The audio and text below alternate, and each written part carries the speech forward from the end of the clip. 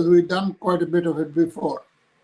That's right. So welcome, everybody. Thank you for tuning in. This is part 2 of a discussion on the Chinese Revolution. And we're just going to pick right up where we left off before. At the end of the last discussion, we were talking about the Comintern and disputes within the Comintern on how the international movement should approach and advise the revolution in China. And as with so many other situations in the working class movement of the 20th century, everything that went wrong is attributed to Stalin, and he's constantly accused of having tried to crush or misdirect every movement. But there were, in fact, disputes between Trotskyites and the Comintern under the guidance of the Bolsheviks on the question of the revolution in China. So the question really is, was Mao's line different from the line of the Comintern? And I think, Harpal, you were talking about that last time we met. No, Mao's line was not different from the Comintern, and Comintern's line was not different from Mao's line. Comintern didn't run, nor did Stalin, revolution on the telegraph. What the Comintern did was actually gave a general analysis. Comintern's analysis that the Chinese Revolution, its character was anti-feudal, anti-imperialist, was correct, and that was followed by the Communist Party of China. Of course, at the beginning, the question was whether the Communist Party of China should have any alliance with the Comintern. Now, sorry, Comintern. Now, Trotsky opposed it because he said you can have no alliance with the bourgeoisie. That really flows from his theory of permanent revolution, which has always come in the way of Trotsky being able to think straight. Whereas the Comintern was of the view that it is very essential to have this alliance, particularly at that time when Sun Yat-sen was alive. It had the Comintern had 3 very basic principles. One was alliance with the Soviet Union, second, alliance with the Communist Party of China, and thirdly, helping the workers and peasants. Now, you could not possibly object to that. Anyway, the alliance was eventually concluded. And the result of that was the Chinese Communist Party, being a party of very, very few people, became a much larger organization with 5,000 or 6,000 members. It may not sound a lot, but when you start from a few, 5,000 or 6,000 is a lot. It got the opportunity to work in the army. It got the opportunity to propagate its views openly and mobilize the peasants in the countryside and workers in the towns. So there was tremendous gains that were made. But then, of course, came the 12th of April coup by Chiang Kai-shek after the death of Sun Yat-sen, where communists were slaughtered in their thousands, and the Chinese Communist Party was driven from the towns into the mountainous area of Jinggangshan and established a base there. But the trouble with Trotskyism is that it actually ignores 3 very basic principles. One is that a revolution and the Revolutionary Party must take into account the nationally peculiar conditions of its own country.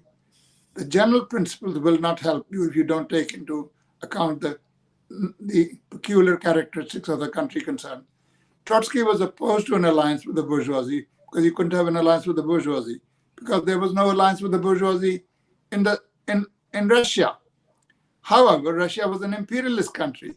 Its bourgeoisie was an imperialist bourgeoisie, whereas the bourgeoisie of China, small though it was bourgeoisie of an oppressed country where there was a possibility of making an alliance. And no matter how temporary it is, it would suit the Communist Party. Secondly, it ignored the technical principle that the party of the proletariat must take advantage of every opportunity presented to it of making an alliance with a bourgeois party, which gave it the chance to expand no matter how unstable, how vacillating, and how temporarily inclined the bourgeoisie was to have such an alliance.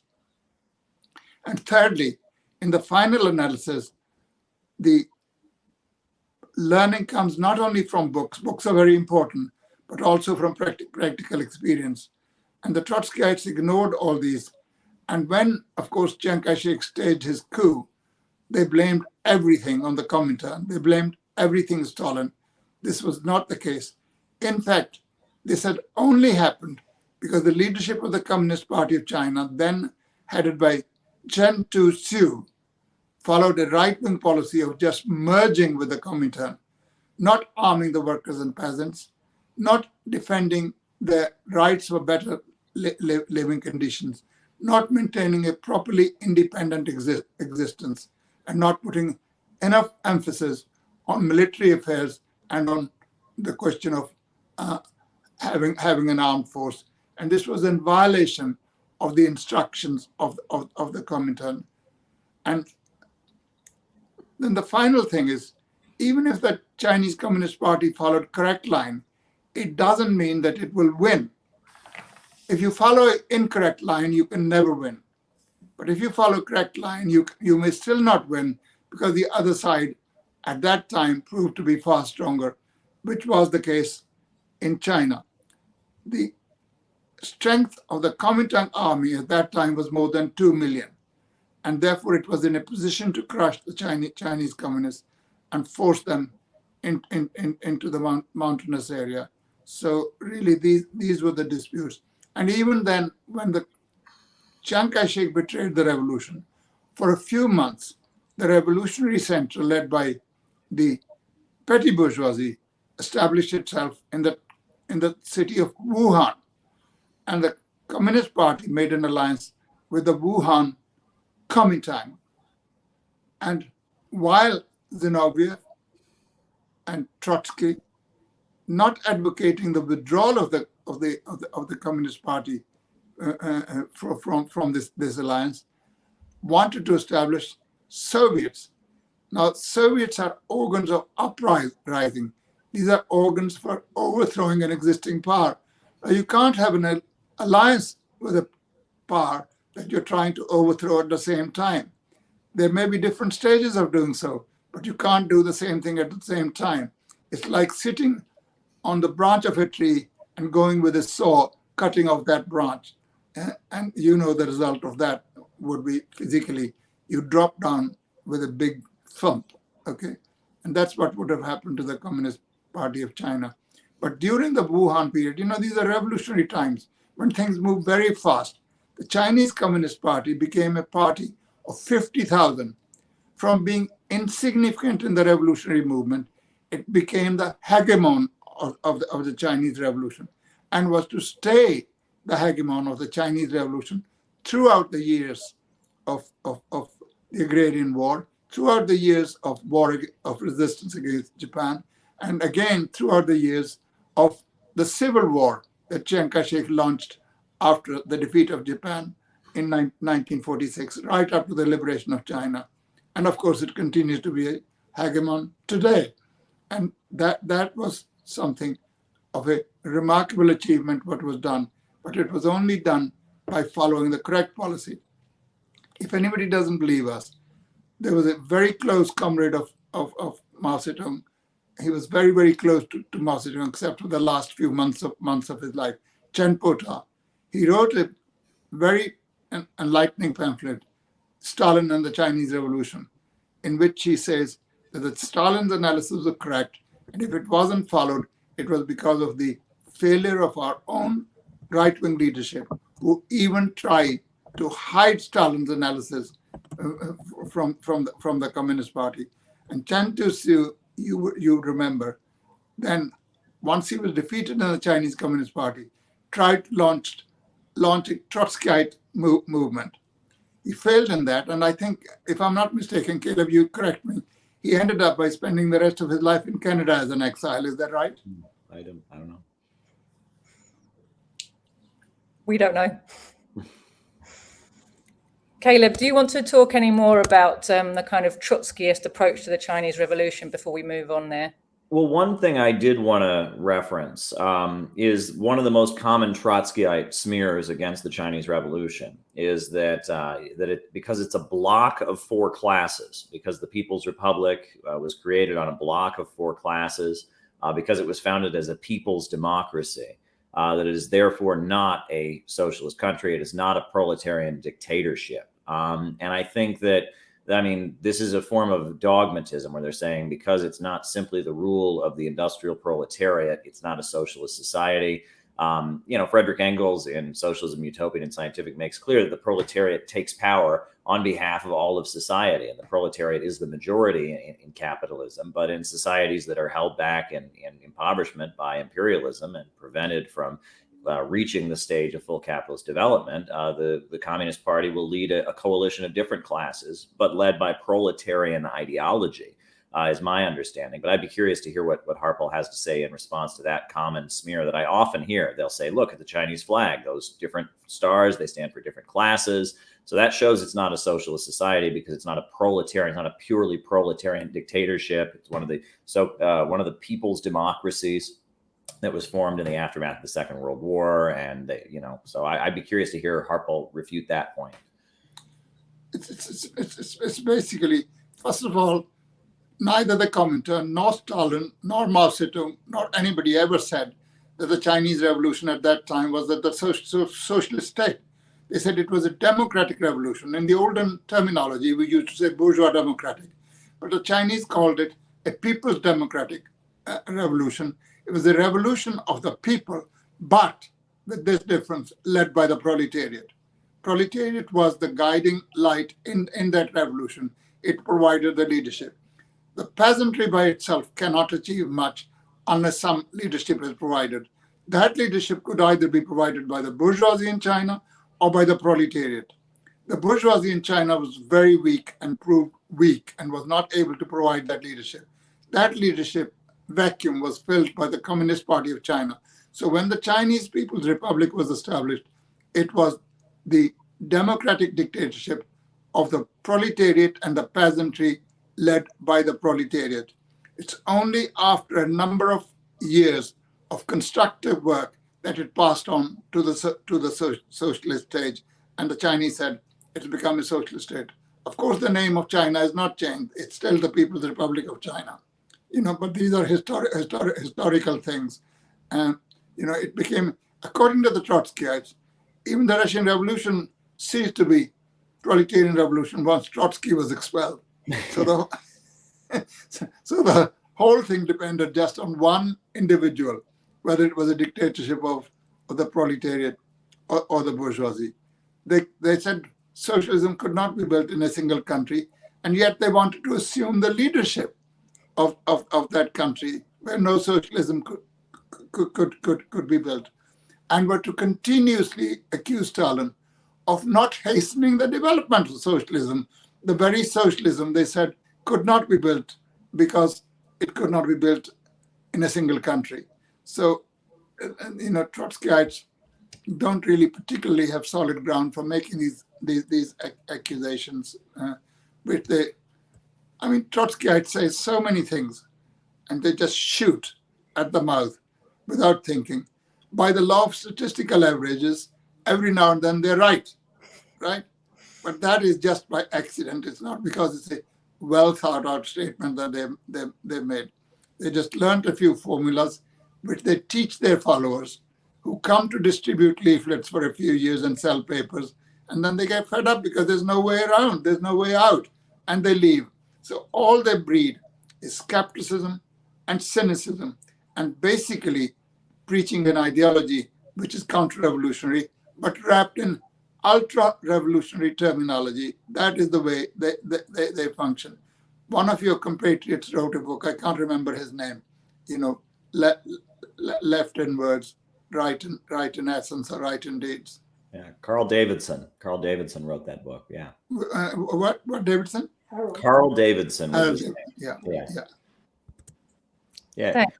So if we move Can on. I make one more Okay, comment sure. on this point? Yeah. Well, the book you referenced is by Carl Davidson. It was a leader of the October League during the 1970s, which was one of the Marxist-Leninist formations that came out of the new communist movement. And I do recommend it. It's an interesting resource, particularly in reference to the Chinese Revolution and the Trotskyite line on it. But one thing that strikes me as kind of a continuity and a similarity that you can find between both Stalin and Mao is their ability to organize people. They were mass organizers, and this concept that you get from the Little Red Book, the concept of the mass line, that you go from the masses to the masses. The revolutionaries are the fish, and the masses are the water. It's very similar to Stalin and his mass organizing style, and that Stalin. He was the guy. He was the editor of Pravda, which was the daily, agitational newspaper of the Bolsheviks. And if you read Stalin's writings on the military question, Trotsky wants to make all the factories into centers of the military and just kind of draft everyone in the military and make them working in the factory their military service. And Stalin's saying that's not going to work. You have to find ways to win workers to the line and win them to be productive, and that military methods might be good in a combat situation, but you can't apply them in general life, or we're going to lose the broad masses of the people of the Soviet Union. And that both Stalin and Mao, they had an ability to organize people and work with people that was very, very effective. And that was kind of what distinguished them from the Trotskyites. And the Trotskyites kind of represent this kind of petty bourgeois academic strand of Marxism. And that Stalin and Mao were both people that were, they were among the people. Mao grew up in the countryside. Stalin was from Georgia. He wasn't even Russian. He was from a village in Georgia. And that both of them had this kind of ability to communicate ideas to people, to organize people, et cetera. And I'd be curious if you think that factor, that charisma, that ability to organize people, that being in touch with average people that they had, if that was something that kind of distinguishes them from the Trotskyites. But by its very nature, a revolution is made by the masses. If you don't have the masses, you don't make a revolution, because if you don't believe in that, you have to believe in what the Trotskyites were saying about the Bolshevik Revolution. It was a coup by the Bolsheviks. A few of them just seized power because they proved to be more determined and more organized and more devious than their opponents, and they just outwitted everybody and they assumed power. The whole essence of the Russian Revolution was it was a revolution of the vast mass of proletarian, and it very soon spread then to the countryside. It only spread to the countryside because the Bolsheviks were able to give the right leadership as to what was necessary, land to the peasantry. This had been an age-long and centuries-old demand of the peasantry, who were starved of land, who were suffering under the heavy taxation and burden of having to pay for the land that they cultivated. So Bolsheviks overnight were able to issue a decree: the land, belongs to the peasantry, along with its water resources, along with its forests and everything. It belongs to the peasantry. Something the bourgeoisie was not able to do even after the February Revolution. And in fact, one of the things that led to the defeat of the February Revolution was its failure to grant the peasantry what the peasantry needed. Secondly, they were the ones who were able to give the slogan, peace. Russians were tired of fighting imperialist war. They had lost a lot of people, and to no good effect. So it was one of the slogans that there should be peace. But once the bourgeoisie had come to power in Russia after the February Revolution, they intensified the war because they made commitments to Anglo-American imperialism that they'll continue the war, and French imperialism, that they'll continue the war. And who was fighting in the Russian army on behalf of Russia?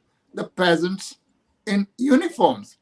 They were starved of land. They were being forced to fight something that they didn't want to do. So by giving these slogans that, peace, bread, and finally liberty, getting rid of Tsarism, getting rid of autocracy, these three slogans mobilized the people. They were not just slogans. These were slogans which were well meant, which the Bolsheviks had every intention of carrying out and did in practice carry out. And that's really what made the difference. And the Russian Revolution was not made by Lenin and Bolsheviks. They provided the leadership. It was made by the Russian people with the proletariat at their head. That is it. What it was. There could be no other way. The other idea of revolution is a kind of Blanquist notion that a few determined people will come and take over the town hall or the National Assembly building, etc., and take the telegraph office, and everything will be fine. It doesn't work out like that. You see, really, with Trotskyism, with Trotsky himself, it runs like a kind of letters through a stick of rock, doesn't it? This theme all the way through, this kind of overbelief in himself or his own ideas, and total lack of faith in fact, disdain for the masses, whether it's the poor peasants who are just so backward, there's no point even thinking about them, or, even the workers who, okay, the workers will make the revolution, but we'll have to just tell them what to do because they're too stupid to think for themselves. Actually, he wants freedom of thought and expression for himself. He shouldn't be under anyone's discipline. Everybody else should be under the tightest controlled discipline possible. The idea of the leadership also submitting to discipline was one that Trotsky, never could reconcile himself with. And you see that in Trotskyism, the kind of people who go for it and the way that Trotskyized organizations operate. It's discipline for everyone except me, isn't it? And my genius has to be recognized. Stalin had a lovely and graphic description of them. He said, call them the revolutionaries of the Parisian and Viennese cafe type, who sat there hatching plots and nothing to do with the Russian people. But he said Lenin was very different. He may have been in Paris, he may have been in Vienna, he may have been a lot of other people because the exile forced him to spend more than 10 years abroad. But he was constantly in touch with the Russian masses, constantly in touch with the communists in Russia, and conducting the work of organizing them for leading the revolution in Russia. Shall we move on a little bit to some questions of the development of the Chinese Revolution? So really, you referred there, Harpal, to the Agrarian Revolution. The revolutionary wars, if you like, went on for a long time in China.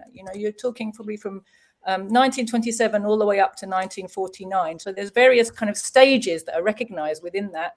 And the first one, the Agrarian Revolution, covers quite a long period, doesn't it? So how did the communists kind of make use of this period to develop their forces? What were they doing that was different from what the nationalist Comintern forces were doing during this period?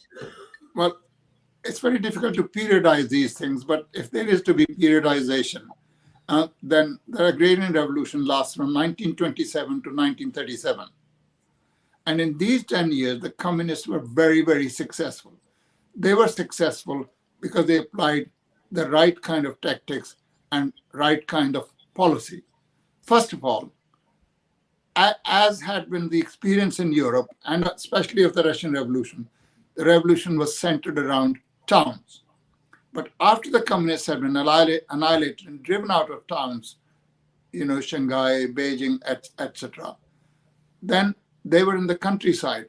So they had to actually work in the countryside and mobilize the peasantry for the revolution. And because they were weak, they could not involve themselves in positional warfare against Chiang Kai-shek's forces. They had to adopt the tactic of guerrilla warfare. Guerrilla warfare was not invented by the Chinese. It has been practiced over a long period of time, especially in Europe during the Peninsular War against Napoleon in Spain. So their idea was to develop guerrilla tactics, like when the enemy attacks, we retreat. When the enemy rests, we harass. When the enemy retreats, we attack. They had specific way of dealing with their opponents who were far more powerful, both in terms of numerical strength as well as in terms of armaments. So they defeated them in battles. And very often, Chiang Kai-shek's forces were supplied by the Americans. So when the Chinese Communist Party in various battles defeated the forces of Chiang Kai-shek, they also captured their weapons. So the American imperialism can be truly able to claim credit for the Chinese Revolution because they supplied arms to it via the Comintern. So the Chinese Revolution followed a different path, and Mao Zedong's writings on the military are worth a read every now and then to remind yourself how they actually organized. And of course, when they went into the countryside, they had policies. First of all, distributing land. Now that is something very close to the heart of the peasantry. The peasantry then understood the communists are our people. They're looking after our interests. They became enthusiastic about the Communist Party and its army, the People's Liberation Army. They confiscated grain from the rich peasantry, as well as from the landed gentry, and distributed among the poor. They put an end to the custom of having to buy your bride. You didn't, you had to purchase women before that. They put an end to it. They put an end to various superstitions and giving gifts on various occasions, and relieved the peasantry of those burdens. Peasantry in those areas didn't have to pay a great deal of rental for cultivating their land. Then they did, and the People's Liberation Army was not just a fighting force; it was also a propaganda force. It carried the ideals and ideas of the Communist Party of China into the countryside. Tremendous emphasis was put on ideological education. Now, if we come to Western Europe, with a highly literate population, in a country, for example, like Britain, I'll just talk about Britain, there is such a lack of political and ideological education and consciousness. And yet we find people who say, you mustn't do too much of it, just in case, you frighten people with ideology or consciousness. It really reminds me of Lenin saying, wishing mourners at a funeral procession many happy returns of the day. It's really, the British proletariat is backward in its ideological orientation and understanding. And there are still people who say you mustn't frighten them by bringing communism to them. On the contrary, they need communism as much as a thirsty person needs water. And we must take it to them. They need communism. The proletariat needs communism as much as humanity needs air to breathe, water to drink. It's extremely important. The Chinese Communist Party was able to do it, even in the midst of battles, horrendous battles. Mao Zedong will go around giving lectures on contradiction, on practice, on dialectical materialism. And they were very cute people. They came from a backward country, but politically they became very advanced because they realized the importance of revolutionary theory. As Lenin never failed to emphasize, without a revolutionary theory, there can be no revolutionary movement. And just as the Russians had done, the Chinese brought revolutionary theory to the masses.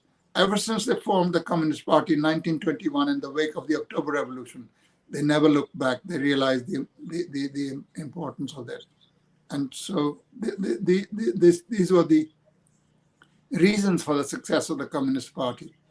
That actually, and of course, most important of all, the peasants could feel in the areas that were liberated, and there were Soviet republics established in various areas controlled by the Communist Party. The people could see they had become the masters of their own territory. They had become rulers of the territory, and they felt importance that they never had done for several millennia. So this is the secret to the success of the Chinese comrades. Caleb.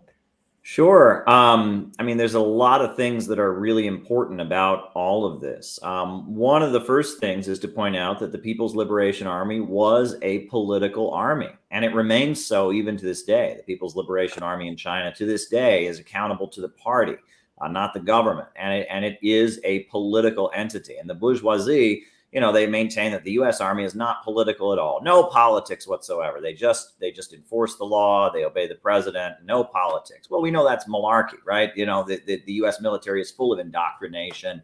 They teach them that the United States is the greatest country in the world, that communism is our enemy, that Islam is our enemy, etc. But in theory, the bourgeoisie claim that their armies have no politics. They're just enforcing the law. They're just carrying out orders, defending the country. The People's Liberation Army made no bones about the fact that it was a political army, and there was political education given to all the soldiers, and that was a really important thing. And that the little red book, the iconic symbol of Mao Zedong thought, originally it was blue, and it was a compilation. It was selections of quotations from Mao Zedong that was given to the military as part of their political training. You would get your kit when you joined the military, your uniform, your gun, and you'd also have this little book. And eventually it was turned red because that's more of a communist color, and distributed among the civilian population. The other thing that I think is important about all of this is that in addition to the fact that the People's Liberation Army was a political army, they really, really worked hard to combat corruption. Because there's a whole history of armies in China, warlords, and even peasant revolutionary groups that they were known for plundering. And you hear stories from the Long March where many of these villages, they would see the People's Liberation Army coming, and they would cower in fear because they expected, oh, here comes an army, and they're going to steal all our crops and food. They're going to sexually assault all the women here. They're going to and they didn't do any of that. The People's Liberation Army was notorious for how well it followed a very strict code of conduct. You couldn't even take a spool of thread. You couldn't take one thing from the peasants. You had to pay for everything, and that they would insist on paying for anything they took from the peasantry. Never take anything from the people. You read the 8 points of attention, or I think it's called, what is it? The eight points of discipline or something. Then they, this is a really important thing. And the fact that they enforced that was, it really won the trust of the people. The fact that when the Red Army came to villages, they acted completely different than any other army had ever acted in China's history. Weren't taking bribes, weren't plundering the people, weren't being violent, weren't a force of corruption, but were instead following a very rigid moral code and how they conducted themselves. That really won the trust of millions of people. And I think that's a very important point. And that also it's important to point out that they were not, this wasn't simply a, honor system. Okay, we're not going to do this. They enforced it very rigidly. The People's Liberation Army executed a number of its own members. If you were caught, stealing from the peasantry, if you sexually assaulted a woman in a village or something like that, they would institute the death penalty. And they did, rigidly enforce these rules among their own soldiers in order to make sure that they maintained and continued to practice what they preach and became and remained the army that the people could trust. And I think that's one of the most important strengths of Mao Zedong. And then Mao Zedong had clearly, he was born just 30 years after the Taiping Uprising, which was the biggest civil war in human history. This mass civil war, this mass peasant uprising, that had taken place. And Mao had clearly studied it in great depth and learned from the failures of the Taiping Uprising. Not just in terms of its ideology, that was a Christian utopian uprising, but also in terms of its practice and how the Taiping army that had fought the emperor, how they had failed. And part of the way they had failed was due to the fact that they were known to act like bandits, and they were known to rob people, etc. And that Mao, he developed the People's Liberation Army as this highly political and highly disciplined force that could really win the trust of the people. What do you think, Harpal? No, absolutely. I mean, that is precisely what happened.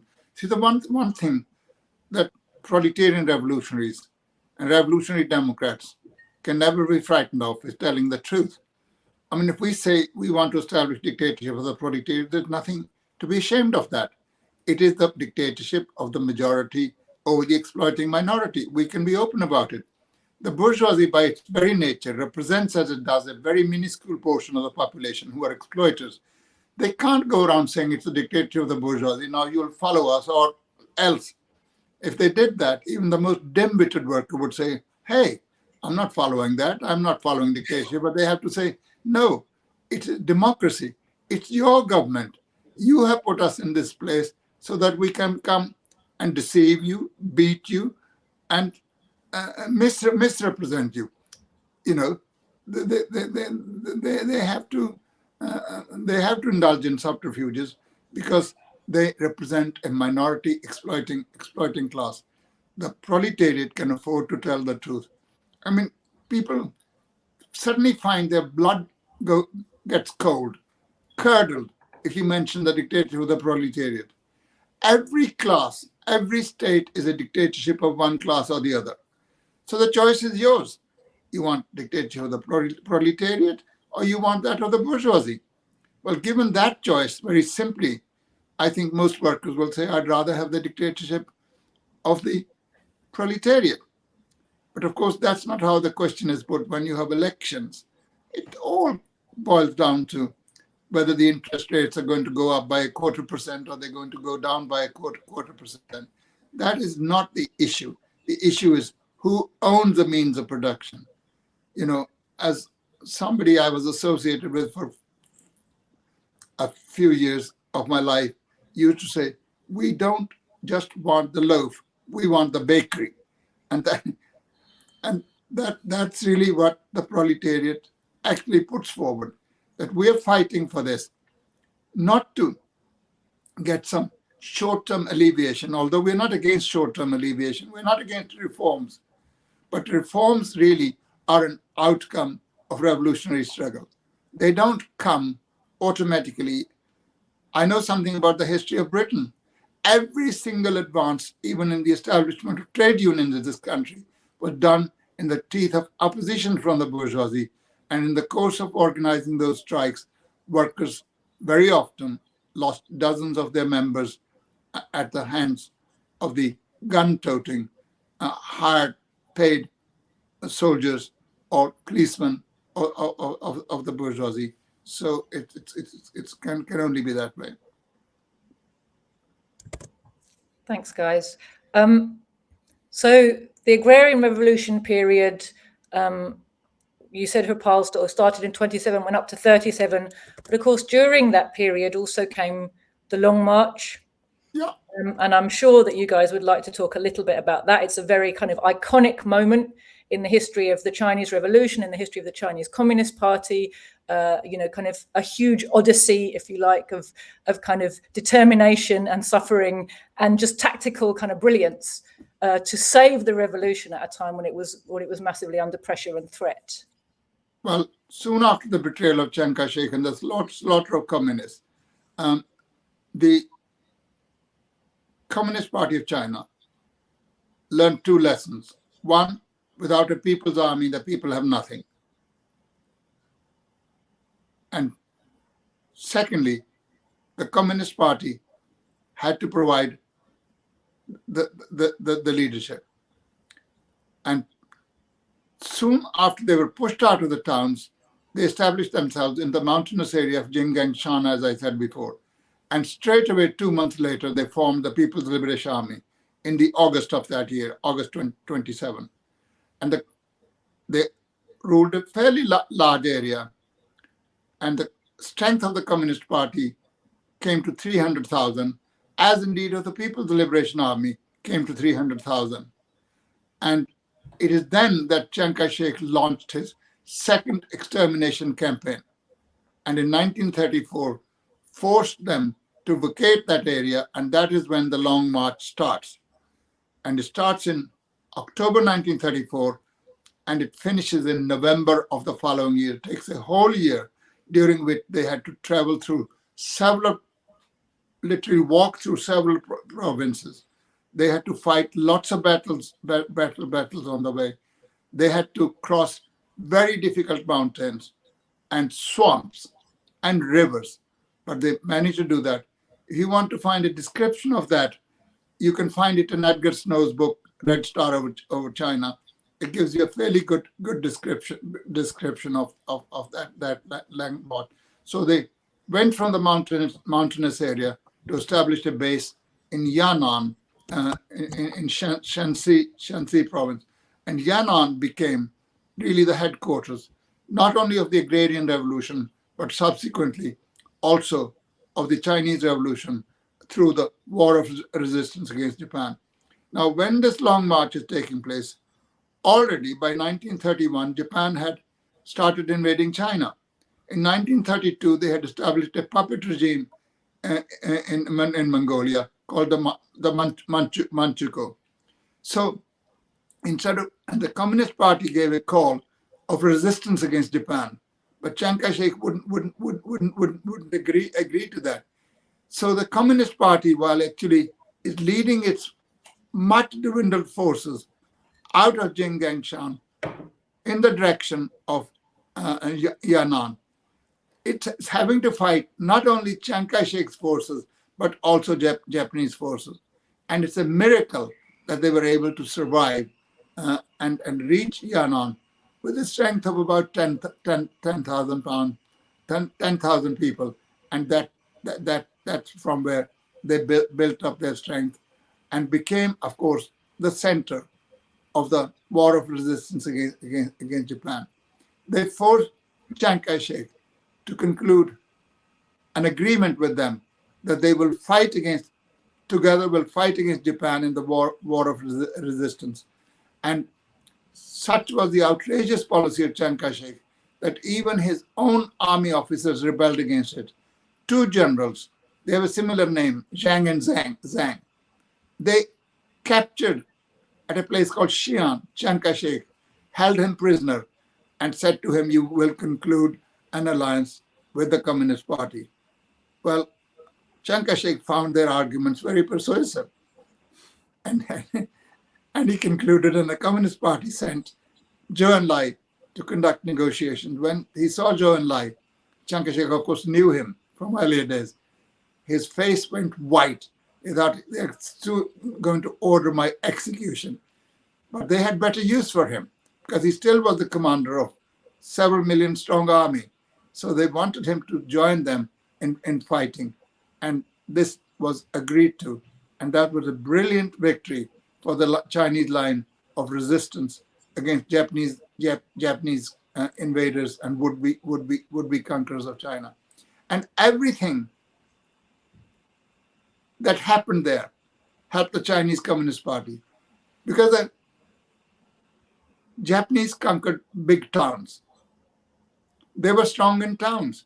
They didn't have the manpower to control rural areas. Now, Chiang Kai-shek's strength was also in the towns. So Chiang Kai-shek's force was basically battered and finished off by the Japanese in the towns. But the Communist Party had far freer hand in the vast rural hinterlands of China to organize the peasants. So unwittingly, if you like, even the Japanese made a contribution to the Chinese Revolution by actually assisting the Communist Party to organize people to resist Japan. And of course, their guerrilla tactics were infuriating to the Japanese. They could fight mobile and positional warfare because they had a modern armament, they had a modern army. And they could defeat Chiang Kai-shek's forces. But they could never defeat the Chinese communists because they were everywhere and nowhere. You know, they came from nowhere. They concentrated their forces for attack, finished off, wiped out a few hundred of the Japanese aggressors, and disappeared into the countryside. And in this way, they became the leading force in the war of resistance and subsequently, of course, in the war of liberation. Caleb. Wow. I mean, there's a lot of things there that are worth commenting on. I mean, one of which is that the Long March was one of the greatest turnarounds that we've ever seen in military history. I mean, they were crushed. The Chinese Soviet Republic was surrounded. They retreated. I mean, it was completely crushed. It looked like everything was lost. And then in a few short years, all of a sudden, the Chinese Communist Party is back and they're controlling territory again, and they're a force to be reckoned with. And the fact that they could come back from such a bitter defeat to become a force to be reckoned with once again, so much so that they could force Chiang Kai-shek to have an alliance with them against the Japanese invaders. It really indicates a real organization and political strength that again shows that there was some brilliance in how they were put together. I think there's a common narrative that we get in the West. It's like, oh, well, somebody was going to have to solve China's problems, and I guess the communists just happened to be there, and they were the ones to do it. Well, no, the history of the Chinese Communist Party really reveals that there was some huge tactical brilliance, some huge ideological strength that enabled them to do what they did. It's not simply a matter of them being there.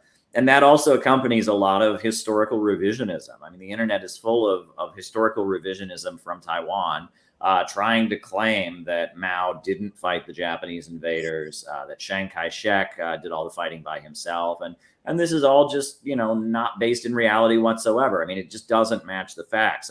The Chinese Red Army, the 8th Route Army, they were called at that time when they were fighting the Japanese invaders. They were the heroes of the world. I mean, Edgar Snow's book, Red Star Over China, was a best-selling book in Britain and the United States. Everyone was just in awe of the amazing victories that the People's Liberation Army, then called the 8th Route Army, was pulling off against Japan.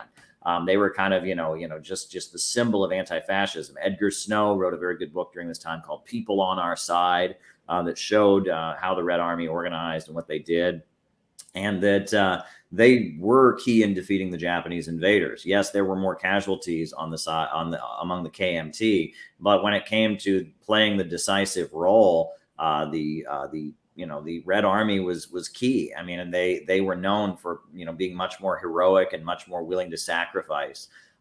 It's also important to note that the funding that was given to Chinese forces by the United States during the Second World War to fight Japan, almost all of it went to the KMT. It did not go to the 8th Route Army and the communists, so much so that the Chinese Communist Party asked the United States Communist Party to criticize Washington for this. And there's a kind of a famous incident during the Second World War. Earl Browder was the leader of the U.S. Communist Party. He dissolved the U.S. Communist Party, changed it to the Communist Political Association.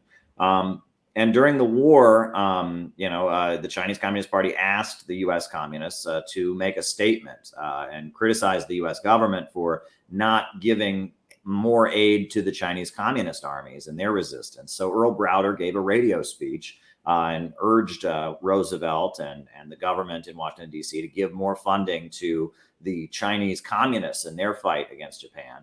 And after Earl Browder made this speech, he was called to Washington, D.C., and figures in the U.S. State Department forced him to apologize. And so Earl Browder apologized for making this statement and said, oh, this must be a miscommunication. And he said that this wasn't true. And the Chinese communists were just in horror. Why are the leaders of the Communist Party of the United States saying that we're liars, and repeating Washington's propaganda? And ultimately, when Earl Browder was removed from the leadership of the Communist Party of the United States, William Z. Foster, the leader of the Communist Party, who replaced him, who'd been, he was kind of the well-respected leader of the American working class.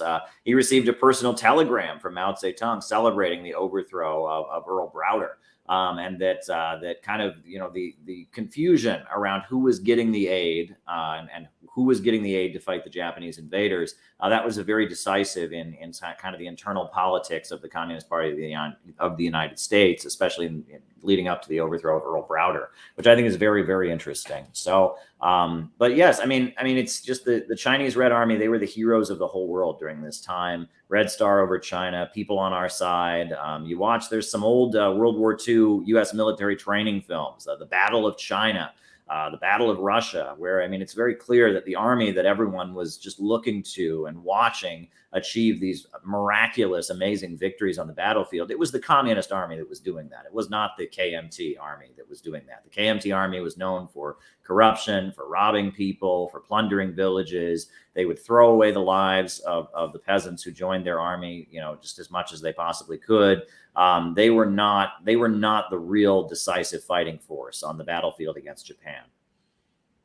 I think the theme that comes up again and again when we are discussing this is that theme of the masses. When you're making a revolution with, for, and by the masses, it has a different morality, a different level of commitment, a different level of heroism.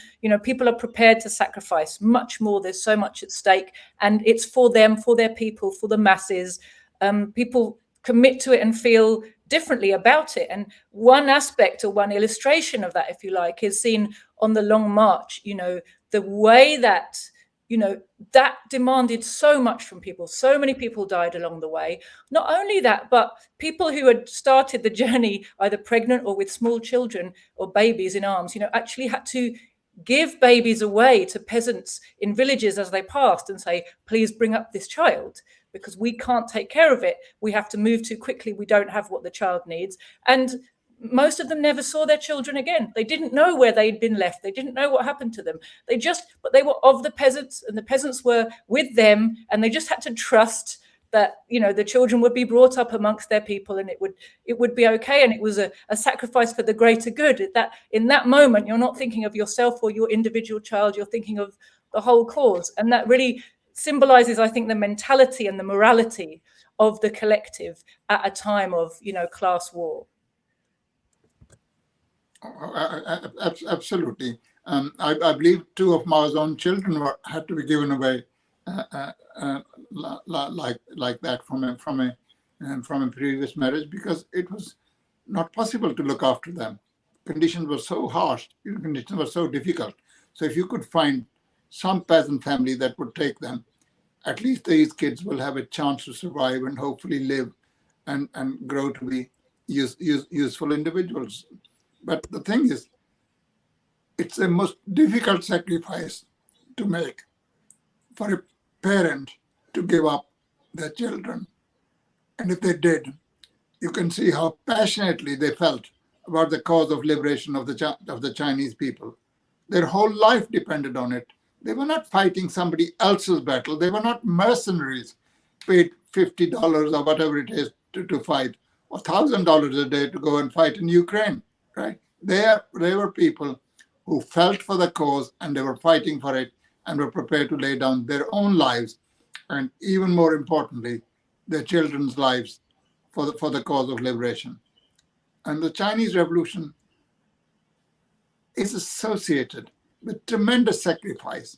The Chinese lost, really uncountable millions in the war. 45 million? Probably more. But they did, fighting against the Japanese, against Chiang Kai-shek, something like at least 35 million, and probably more. The Chinese, ever since they began to be colonized after the defeat in the First Opium War of 1840, they rose up again and again. Caleb has mentioned the Taiping Rebellion. That lasted 12 years. It was the largest rebellion at that time in Asia, and it apparently claimed the lives of about 20 million Chinese. It was eventually crushed by the dying Qing dynasty, and of course the various imperialist countries. Same happened with the Boxer Rebellion, which started in 1899 and finished in 1901, again at the hands of various imperialist powers that crushed it. Unlike the Taiping, which was a religious movement, the leader of the Taiping Rebellion even thought he was the younger brother of Jesus Christ, and he wanted to actually replace the corrupt Qing dynasty by a government which represented the Christian teaching of Jesus Christ. The Boxers, on the other hand, hated the foreigners, the imperialists, what they had done to China. So they burnt churches, they killed priests, the Christian priests, whether they be Chinese or whether they be foreigners. They attacked consulates, they ripped up railway lines and did various things. That lasted a couple of years. Then after that, you have the May the 4th movement, which was in the wake of the Versailles Treaty following the First World War, when in fact the powers that be gave away the provinces belonging to China, which had been captured by Germany, now defeated, not to the Chinese, but to the Japanese. And it unleashed a tremendous movement, especially among the students. But all these movements were failures because at the time, the Chinese still wanted to learn from the West. And in the end, Mao Zedong said, well, we realized that we can't learn from them. The teacher is beating us up every time we want to learn from him. And it's the October Revolution, the salvos of October Revolution, that brought socialism to China, that brought communism to China. Before that, Mao Zedong says, we Chinese had never heard, not only of Lenin and Stalin, we'd never heard of Marx and Engels. We knew nothing about Marxism. But through the Russian Revolution, we learned that. Russia, for example, disclaimed all the concessions that had been granted by China to the Tsarist ruling circles. They gave up that. That electrified the Chinese population. It had never happened that imperialist countries would give up their concessions in China.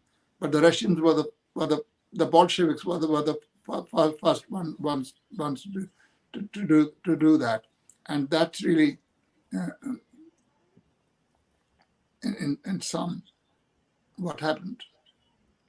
Can I just come back to the anti-fascist war? Because something that's really noticeable is, if you live in the West, the anti-fascist war, World War II, is always taken as being from the day when, Britain declared war on Germany, or Germany invaded Poland, whatever, at the beginning of September 1939, and it goes on till sort of VE Day, or if you're lucky, VJ Day, 1946. But of course, the Chinese dates for the anti-fascist war predate that by a long period. And I believe, in fact, they date the beginning of their anti-fascist war to 1933. Is that right? Someone tell me. I think they've got 14 years of anti-fascist, anti-Japanese war. So for them, World War II was 14 years. They lost more than any other country, but their casualties are never mentioned when we talk about the casualties of World War II. I mean, we spend a lot of time, we communists, in Europe and even I'm sure in the States, trying to remind people that in fact it was the Soviet Union that was on the front line of the battle in Europe. But of course it was China that was on the front line of the battle in Asia. And it's almost never talked about the great sacrifices that the Chinese people made in the fight against fascism, the fight against Japanese occupation of their country. So, as you said, Rapal, when they started the anti-fascist war, they were also fighting the nationalists on their own side, the Comintern. They had to fight to enable their forces to be combined and facing the same direction. They did achieve that, very important alliance, so that all the Chinese people were facing the same way and fighting the Japanese. But it was still a very tough war that took a huge number of casualties. And the Japanese occupation of China, it still is a heavy scar on the country, right? It was vicious occupation. I mean, in a few days, 2 or 3 weeks' time, the Japanese massacred 300,000 people in Nanjing. And that incident is known to every Chinese man, woman, child. Whatever their age, whatever their background, it's known to them. They know what Japan did. Japan is portrayed as really the followers of Gautam Buddha. They were not like that. Their whole past has been whitewashed because it suits the NATO countries and Western imperialists, and especially US imperialism, to portray them in that way. They will tell you how many people died in the Great Leap Forward, but they'll never tell you how many people died fighting against Japanese aggression in China. And the Chinese fought against that and indirectly contributed to the victory in Western Europe as well, because they kept the Japanese busy fighting the Chinese when actually they could have joined Mussolini, Hitler, etc., in waging war in Western Europe. So Japan was kept particularly busy, and it became even more possible when before Soviet Union was invaded, months before that, the Soviet Union signed a treaty of neutrality with Japan.